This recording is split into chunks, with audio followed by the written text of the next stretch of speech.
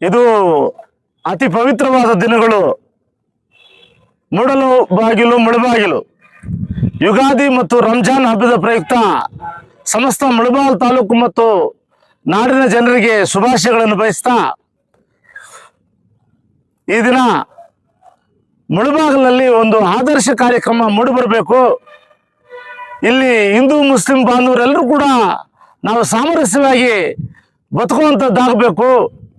ನಾವೆಲ್ಲರೂ ಕೂಡ ತಾಯಿ ಭಾರತಾಂಬೆಯ ಮಕ್ಕಳು, ಒಂದೇ ಕುಟುಂಬ ಇದ್ದಂಗೆ. ಇಡೀ ನಮ್ಮ ದೇಶ, ನಮ್ಮ ಭಾರತ ದೇಶ ಒಂದು ಕುಟುಂಬ ಇದ್ದಂಗೆ. ನಾವೆಲ್ಲರೂ ಕೂಡ ಒಂದು ಕುಟುಂಬದ ಸದಸ್ಯರು, ಅಣ್ಣ ತಮ್ಮಂದ್ರ ಥರ ನಾವೆಲ್ಲ ಬದುಕಿ ಬಾಳಿ ನಮ್ಮ ಸಂಪ್ರದಾಯಗಳ ರೀತಿಯ ಏನು ನಮ್ಮ ದೊಡ್ಡವರು, ನಮ್ಮ ಹಿರಿಯರು, ನಮ್ಮ ಪರಂಪರೆಯಲ್ಲಿ ನಾವು ಯಾವ ರೀತಿಯಾಗಿರ್ತಕ್ಕಂಥ ಹಬ್ಬಗಳನ್ನು ಸಾಮರಸ್ಯದಿಂದ ಆಚರಣೆ ಮಾಡ್ಕೊಂಡು ಬರ್ತಾ ಇದ್ದೀವಿ.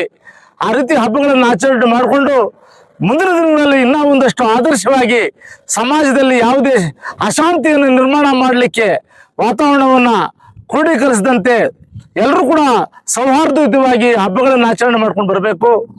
ಈ ಒಂದು ಮುಳಬಾಗಿಲಿನಲ್ಲಿ ಕನ್ನಡ ರಕ್ಷಣಾ ವೇದಿಕೆ ಹುಸೇನ್ ಮತ್ತು ನಮ್ಮ ನಾಗೇಶ್ ಅಣ್ಣ ಹಿರಿಯರು, ಇವರ ಒಂದು ಮಾರ್ಗದರ್ಶನದಲ್ಲಿ ಕನ್ನಡ ರಕ್ಷಣಾ ವೇದಿಕೆಯನ್ನು ಅವರು ಮುನ್ನಡೆಸ್ತಾ ಇದ್ದಾರೆ.